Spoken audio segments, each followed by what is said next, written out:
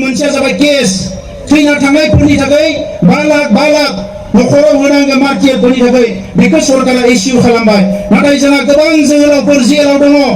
Hello मानगोना रायजो राजा लोगो नोंथांमोनखौ बे आंनि बस्क' बर' इउटिउब चेनेलाव बरायग्रोनानै खुलुमग्रोनाय थाबाय। आसा खालामो नोंथांमोना भिडिअखौ जोबजासे नायलांगोन आरो दिनैनि गुबै टपिकआनो जाहैबाय जोंहा मानाव गेदेर एनडिबिनि गायसनगिरि देरनाब्ला रन्जन दैमार सारा दिनै प्रमद बर' सारखौ मा बुंखो जोबथेसालियाव थांनायनि सिगां प्रमद बर' सारखौ जेब्लायबो फोथायनो नाङा आरो बिनि इन्टारेस्टआव जोंनि बड'लेण्डआ मोननो थाङा।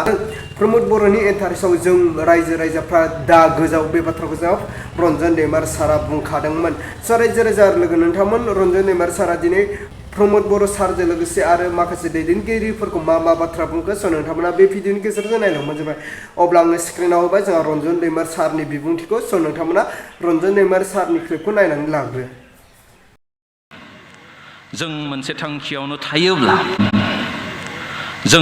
थांखियावनो थायोब्ला सिमां मोनसेखौनो नुयोब्ला मोनसे हारि होननानै सानोब्ला आरो गासैबो सैथोआव थायोब्ला आरो फोथायोब्ला जोंखौ बे बुहुमाव रावबो बोखावनो हानाय नङा।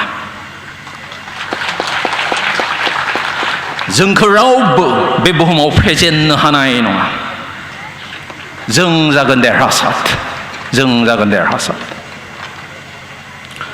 As long as we profess one faith, one nation, and one principle, and one dream, no force on earth can divide us.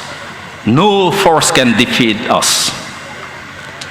Gedemaalasi आरो रायजो राजा नोंथांमोन, we know that dialogue is the highest form of fighting or war. मोनसेया जाबाय case थैना थांनायफोरनि थाखाय 5 लाख नखराव होनांगौ मार्टियारफोरनि थाखाय बेखौ सरकारा इस्यु खालामबाय नाथाय जोंहा गोबां जोहोलावफोर जेलाव दङ। नोंथांमोना गोबाङानो मिथिया जानो हानाय सेन्ट्रेल जेल क'क्राझार बे जेलफ्रावथ' दङआनो। आसामाव जेसेबां जेल दङ मोनफ्रोमबो जेलाव 10, 15, 20, 25 जन बर' सेंग्रा सिख्लाफोर दङ। गोबाङानो मिथिया गावहा मा केस दङ बेखौ गोबाङानो मिथिया। दा जों दिनै जायफ्रानिकि दिनै हारिनि थाखाय खामानि मावनो फैदों जोङो जोंनियाव दायित्व फैबाय दिनै बै सेंग्रा सिख्लाफोरखौ जेलनिफ्राय बरननानै बिमाफोरजों बिब'फोरजों गावनि नखराव जोङो लाबोनानै होफैनो हानांगोन अब्लासो बर' आन्दलना साक्सेस जागोन। मोनसे समाव सरकारा फोसावबाय फासि होनो होननानै सानै जोहोलावखौ नोंथांमोनहा थांनानै चिराङाव जोङो गिलु बालु आन्दलन खालामनानै सरकारखौ सिगिदों। आन्दलना जोबाखै दा फासि होयोबा अरा आरो बारासो जोंगोन। जोङो बिथांमोनखौ सिगिदों लोगो बिथांमोना साननो गोनां जादों। रायजोफोर सरकारा राजनितिखौ गिया सरकारा डेम'क्रेटिक शक्तिखौसो गियो रायजो राजाखौसो गियो गणतन्त्रखौसो गियो आरो बर' हारिखौ दिनै गोबां हारिया टायार सावदों बन्द होदों सुक्ति जानो मोना होननानै बिनि उनावबो सरकारा मानो जोंजों गोरोबथा खालामखो मानोना जोंनि शक्तिखौ गियो। ओंखायनो रायजोफोर जों खौसेयै थानांगोन बेखिनि खोथाखौनो बुंबाय उनाव लोगो मोनबावगोन रायजोफोर। अब्ला मानगोना रायजो राजा लोगो नोंथांमोनाथ' खोनाखाबाय जोंहा मानाव गेदेर एनडिबिनि गायसनगिरि देरनाब्ला रन्जन दैमार सारा दिनै प्रमद बर' सारजों लोगोसे माखासे बर'नि दैदेनगिरिफोरखौ जोबथेसालियाव थांनायनि सिगां मा बाथ्रा बुंखो नोंथांमोना थारैनो खोनाखाबाय आरो बुजिखाबाय। स' बेनि बेलायाव नोंथांमोना मा बुजिखो नोंथांमोना बेखौ कमेन्टनि गेजेरजों फोरमायहरबानो जाबाय।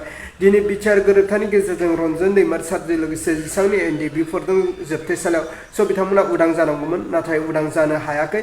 दुखुनि बाथ्रा रायजो राजा लोगो नोंथांमोन दिनै बिटिआर गोरोबथाया जोबनो बारा गोबाव सम नांलिया जोंनो। स' बे बिटिआर गोरोबथा जोबनायजों लोगोसे रन्जन दैमार सारमोना जाहाथे उदां जानायमोनब्ला दिनै निस्सय प्रमद बर' सारा फैबाय थानाय बिटिआर बिटिसि इलेक्सनाव निस्सय देरहाबावगोनखौ आं नुहुरदों। नाथाय बिथांमोना जुदि जोबथेसालिनिफ्राय उदां जाया अब्ला थारैनो प्रमद बर' सारा देरहागोन ना हाग्रामा महिलार सारा गोदान महरै चिफ जागोन। स' नोंथांमोना बेखौ सायख'नानै कमेन्टनि गेजेरजों फोरमायहरबानो जाबाय। अब्ला आङो दिनैनि टपिकखौ बेखिनियावनो फोजोबबाय। नोंथांमोना भिडिअखौ मोजां मोनोब्ला लाइक खालाम आरो चेनेलखौ मोजां मोनोब्ला साबस्क्राइब खालामनानै होबानो जाबाय।